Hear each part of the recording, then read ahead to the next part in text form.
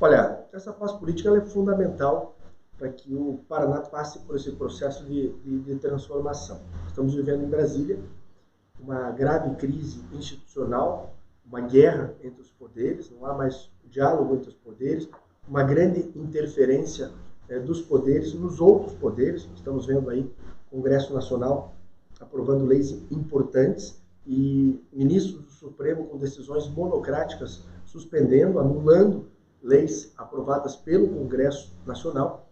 E aqui no Paraná, nós não deixamos esses problemas de Brasília entrarem aqui no nosso estado. Nós pacificamos os poderes. Hoje o governador do estado, o presidente da Assembleia, sentam na mesma mesa, colocam o Paraná em primeiro lugar. Nós tivemos avanços significativos, tanto no governo do estado quanto na Assembleia Legislativa. Você acabou de citar, a Assembleia do Paraná, sob a minha gestão de presidente, se tornou a mais transparente do Brasil. E não sou eu que estou dizendo isso, são todos os tribunais de contas do Brasil, que ao longo do ano analisam mais de 10 mil instituições públicas, não só o Poder Legislativo, mas o Poder Judiciário, o Tribunal de Contas, o Poder Executivo, o próprio Ministério Público. E a única Assembleia a atingir 100% no índice de transparência foi a Assembleia do Paraná, cumprindo os 572 itens apontados pelos tribunais de contas. E nós saltamos em 2 anos da 7ª para a 4ª Assembleia mais transparente do Brasil. E agora, em 2025, eu tive a honra de estar lá em Florianópolis, recebendo o selo Diamante em transparência como a Assembleia mais transparente do Brasil. Também avançamos na economia. Somos a única Assembleia do Brasil que devolve metade do nosso orçamento, dinheiro do povo do Paraná. Esse dinheiro é devolvido para o governador, para o governo do estado e é aplicado nos municípios do Paraná. Ao mesmo tempo, o Poder Executivo também, selo Diamante em transparência. E essa união, essa pacificação dos poderes foi extremamente importante. Hoje o Paraná tem números muito positivos. Aí o IDEB, nos últimos 5 anos consecutivos, colocando o Paraná com a melhor educação do Brasil. Nós éramos a 7ª melhor educação do Brasil em 2018. Hoje somos a melhor educação do Brasil. Avançamos muito na descentralização da saúde. O Paraná tinha no passado aquele turismo da ambulância, pacientes sendo transportados para os grandes centros. Hoje nós temos uma saúde mais localizada, mais descentralizada. São 20 novos hospitais.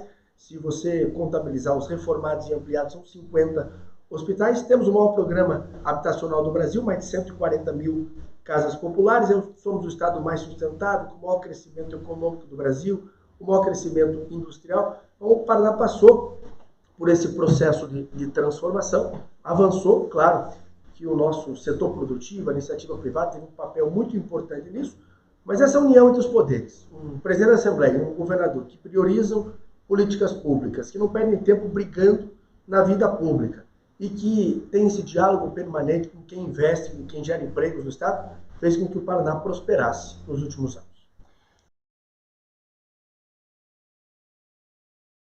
Eu sou um grande defensor das escolas especializadas e elas foram valorizadas e reconhecidas na gestão do Ratinho Júnior e na minha gestão como presidente. Nós tivemos agora, infelizmente, uma ADI proposta que, se fosse julgada procedente pelo ministro do Supremo Tribunal Federal, ia prejudicar ou até acabar com esse modelo de escolas especializadas do Paraná, que é um exemplo para todo o Brasil. Me reuni com o governador, fomos até o Supremo Tribunal Federal, apresentamos ao ministro Dias Toffoli a importância das nossas escolas especializadas e, graças a Deus, até o momento, não foi proferida uma liminar que prejudicaria esse modelo nas escolas especializadas. E, ao mesmo tempo, estamos fazendo grandes investimentos. Estamos construindo 30 novas APAES no estado do Paraná. Pela primeira vez, os nossos alunos das escolas especializadas receberam kits escolares, da mesma forma que os alunos do ensino municipal, estadual receberam. Nós estamos fazendo investimentos em mais de 750 entidades filantrópicas no Paraná, muitas APAES, recebendo recursos para reforma, para ampliação da economia da Assembleia Legislativa. E é um modelo que dá certo, né? Um modelo que é exemplo para todo o Brasil. O Paraná conseguiu aperfeiçoar esse modelo e ter um modelo de excelência nas escolas especializadas. Mas temos que estar juntos, porque muitas dificuldades as escolas passaram, como essa DI, como uma proposta que o governo federal tentou implantar, de incluir esses alunos das escolas especializadas dentro da sala de aula, dentro da escola pública, municipal, estadual, sem alguém para acompanhar. E aí nós nos colocamos contra, porque o exemplo do Paraná é o exemplo para todo o Brasil. É claro que a inclusão ela é importante, mas você tem que ter uma condição, você tem que ter um acompanhamento para esses alunos que possam estar dentro dessas escolas municipais. Então, eu sou um grande defensor, como presidente da Assembleia, pude estar ao lado de pautas importantes das escolas especializadas, das nossas APAES, pude devolver recursos para que fossem aplicados nas nossas APAES, e nesses momentos de dificuldade, não tivemos senadores, né, em Brasília, do Paraná, defendendo as escolas especializadas, e eu, como presidente da Assembleia, e o governador do Estado estiveram lá, o deputado Bazana, que defende as escolas especializadas, defendendo esse modelo que é um exemplo para todo o Brasil. Os senadores do Paraná estão ausentes, estão distantes. Você pode perguntar para qualquer paranaense se ele se recorda da visita de um senador do Paraná na sua cidade ou na sua região. Muitos paranaenses não sabem me responder o nome dos 3 senadores do Paraná. Eu não falo isso com alegria, eu falo isso com tristeza. Porque nós, aqui do Paraná, nós paranaenses, governador, presidente da Assembleia, a nossa população, nós conseguimos tornar o Paraná um dos estados mais eficientes, mais modernos, um estado que priorizou o desenvolvimento. Mas não contamos com o apoio dos senadores. E passamos por momentos de dificuldade. Eu, como presidente da Assembleia e o governador Ratinho, nós passamos pela maior pandemia dos últimos 100 anos. Posteriormente, tivemos a maior crise hídrica dos últimos 90 anos. E governamos com 2 presidentes da República completamente diferentes. E em nenhum momento nós deixamos os problemas do Paraná, os problemas de Brasília, virem para o Paraná. Mas não contamos com o apoio dos senadores. Nós temos obras importantes, a Ponte Guaratuba, por exemplo, que é a Ponte da Vitória, ela teve, através de decisões judiciais, ela foi paralisada diversas vezes. E, uma vez pelo Tribunal Regional Federal de Porto Alegre, eu lá estive com o governador, mostrando ao desembargador a importância dessa obra para o litoral, para o estado do Paraná, e não contamos com o apoio dos senadores. Então, os senadores estão ausentes, os senadores não estão preocupados com o estado do Paraná, e nós já tivemos protagonismo no Senado. Tivemos grandes senadores aqui no Paraná, já tivemos força em Brasília. Hoje não temos mais. Essa ausência é prejudicial ao Paraná, esse desconhecimento da população em relação ao trabalho dos senadores, não é boa para o Paraná. E um dos meus objetivos é resgatar esse protagonismo que o Paraná já teve lá no Senado da República. O senador é que representa o Paraná como ente federativo, o senador é que está lá defendendo os interesses do seu estado, da sua população. Ele tem que estar lá, claro, fiscalizando, tem que estar lá aprovando projetos de interesse do Brasil, do Paraná, mas ele tem que estar lá defendendo obras de infraestrutura, ele tem que estar lá sendo municipalista, recebendo os prefeitos, atendendo os prefeitos, ele tem que estar lá debatendo pautas importantes como a regulamentação da reforma tributária, que se for regulamentada como foi aprovada vai prejudicar o setor produtivo do Paraná, em especial as nossas cooperativas, que são muito fortes no oeste e no sudoeste do Paraná. Nós temos que estar lá debatendo o Pacto Federativo, que transfere mais autonomia aos estados e aos municípios. Temos que estar lá debatendo a nova Ferroeste, que interessa tanto ao oeste, ao sudoeste do Paraná, a nova Ferroeste que precisa de uma parceria com o governo federal para que ocorra novos investimentos, e aí nós podemos, resolvendo o gargalo ali da Serra da Esperança, o gargalo da Serra do Mar, fazer ramais importantes como Cascavel, Chapecó, Cascavel, Foz, Cascavel, Maracaju. Podemos fazer um grande investimento entre Cascavel e Guarapuava, Guarapuava, Porto Paranaguá, fazendo o contorno ferroviário aqui de Curitiba. São pautas importantes, o senador tem que estar lá. Como, por exemplo, a terceira pista do aeroporto de Curitiba. Nós estamos esperando há 10 anos. Depois de muito trabalho do Sandro Alex, meu, do Ratinho, nós conseguimos tirar do IBAMA o licenciamento e passamos ao IAT.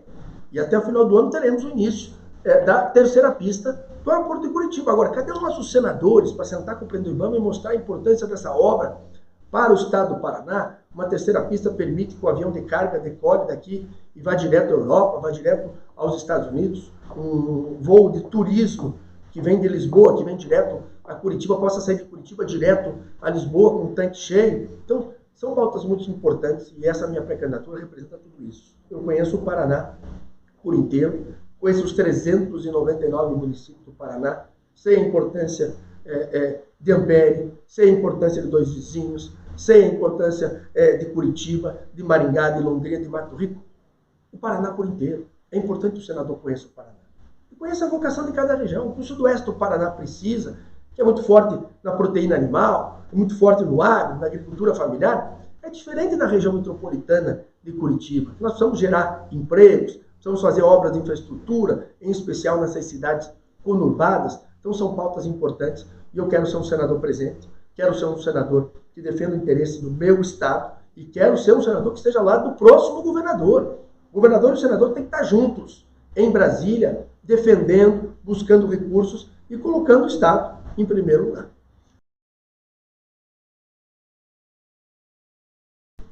Brasília, como eu disse, vive uma grave crise institucional. Essa interferência de um poder no outro é inaceitável. Não se respeita mais a competência dos poderes e há excessos no Supremo Tribunal Federal. Agora, esses excessos no Supremo Tribunal Federal, você não vai corrigir com um discurso do ódio. Esse discurso se resolve com uma proposta de emenda constitucional, que é a competência do Senado Federal. Uma proposta de emenda constitucional que coloque regras claras. Por que a esposa de um ministro advoga por uma empresa no qual o seu marido é relator ou ministro? Porque não há essa vedação. Uma proposta de emenda constitucional, ela coloca regras claras, como eu fiz aqui na Assembleia, o Código de Ética, colocando regras claras. Hoje um parlamentar que recebe uma representação por quebra de corpo, o Conselho de Ética tem segurança jurídica para aplicar esta punição. O Supremo Tribunal Federal precisa de regras claras. Por exemplo, é o único poder que não tem uma fiscalização externa. Tem um órgão interno de regulação, não tem uma fiscalização externa. Então, nessa proposta de emenda constitucional, ter uma fiscalização externa do Supremo Tribunal Federal.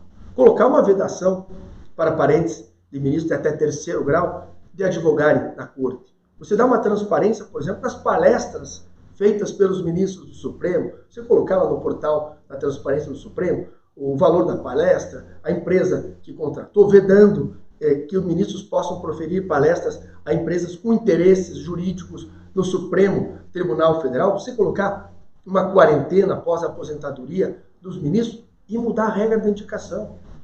Por que o presidente da República indica um ministro do seu partido ou que foi seu advogado? Porque não tem regras. Se você colocar uma proporcionalidade na indicação de ministro, você acaba com a indicação política. Como que é no Tribunal de Justiça dos Estados? A grande maioria dos desembargadores são oriundos da magistratura.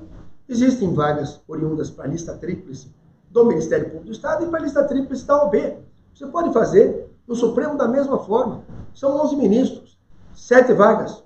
O presidente da República escolhe dentro da magistratura. Juiz, desembargador, ministro do STJ. Quem fez concurso público, quem está na magistratura, pode até botar uma idade mínima para isso que é importante. 3 vagas. Para a lista tríplice da OAB. Advogados renomados, escolhidos pela OAB, chega ao presidente, o presidente escolhe uma vaga. E uma vaga oriunda do Ministério Público Federal. Você acaba com a indicação política.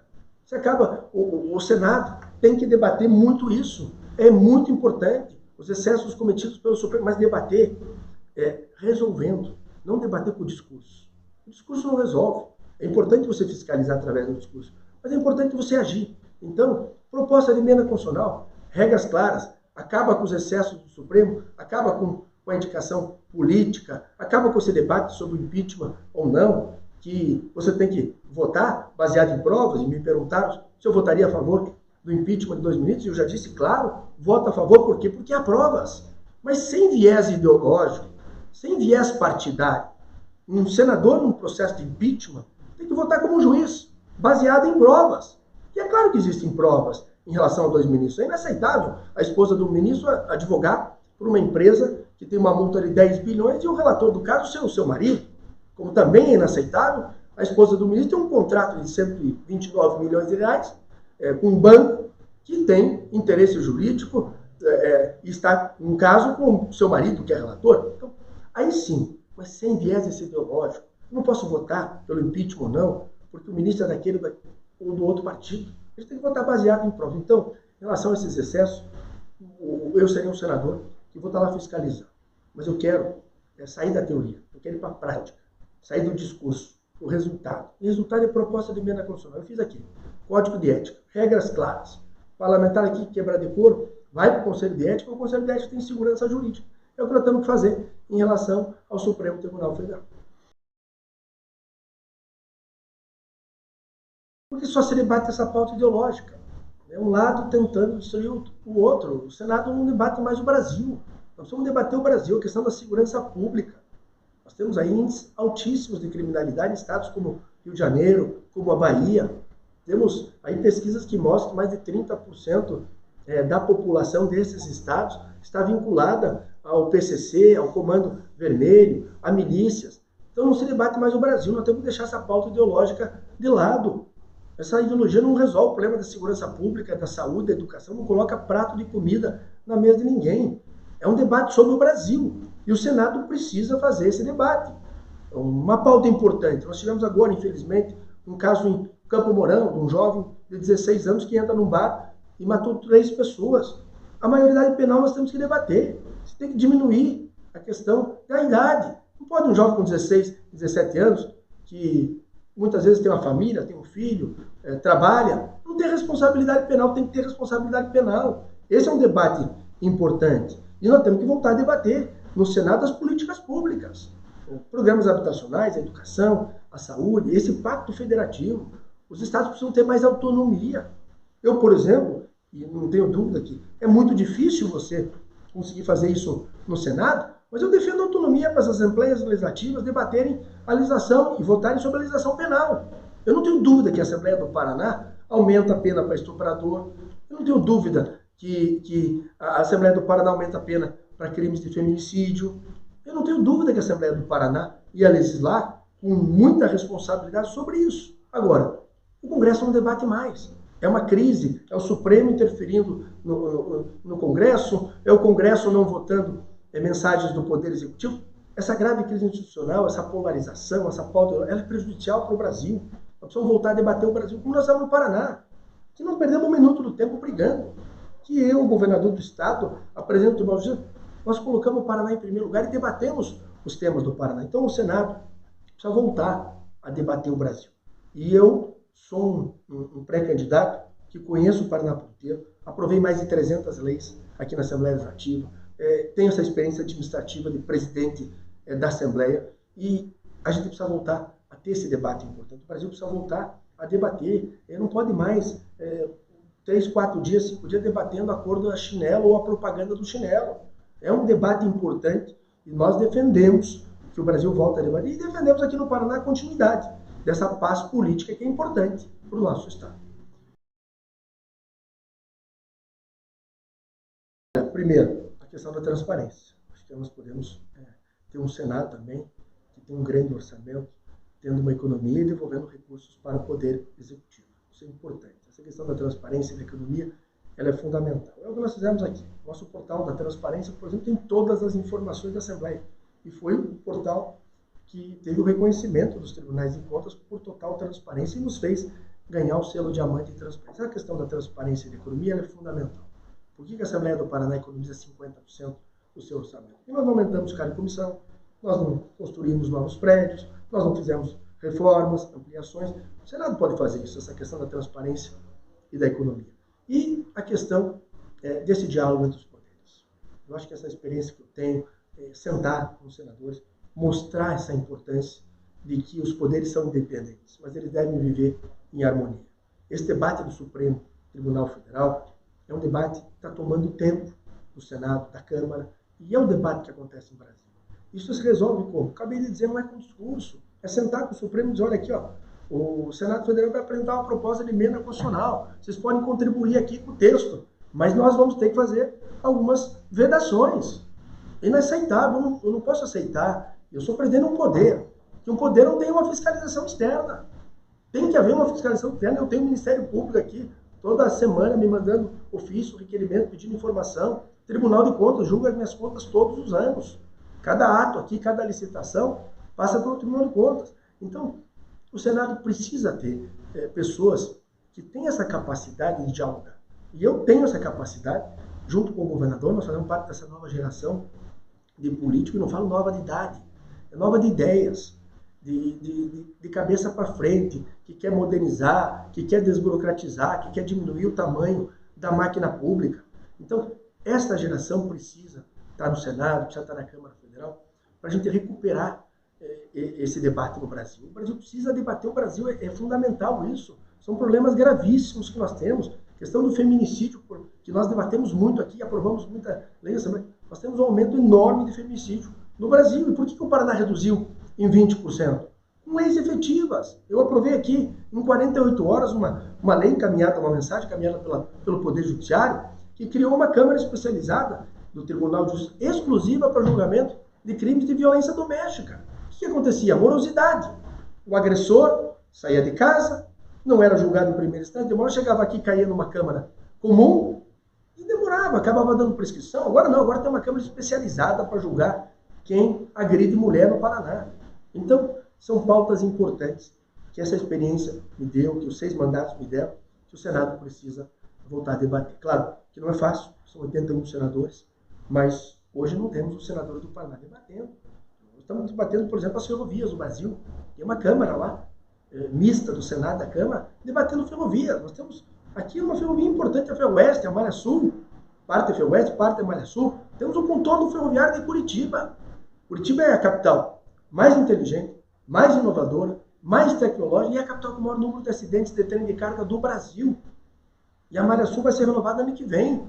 Ela vem lá do Rio Grande do Sul, Santa Catarina, Paraná, São Paulo, e ninguém está debatendo isso. Eu, prefeito Eduardo Mental, fomos lá, junto com a deputada Gleisi, que foi importante, fomos lá debater e conseguimos incluir o contorno ferroviário, o contorno leste e oeste de Curitiba, para tirar o trem de dentro do... E cadê os senadores para debater isso? Não estão preocupados. Estão preocupados com as suas redes sociais, em lacrar, em curtidas. Esse é o debate que eles têm. É um debate muito pobre. Eu não posso aqui dizer que eu quero ser senador, ou quero ser governador, para acabar com outro partido. Isso não é função de governador e senador. Eu não posso aqui dizer que minha única proposta é combate à corrupção. Combate à corrupção é requisito essencial. Quem não combate a corrupção não pode estar na vida pública. Nós combatemos. Está aqui selo diamante em transparência. Não sou eu que estou dizendo que a Assembleia é transparente. São os tribunais de contas de todo o Brasil. Então, nós temos que ter um projeto de governo, projeto de Estado, projeto de ter um Senado que debata políticas públicas e aqui no Paraná, manter o Paraná longe dessas brigas de Brasil.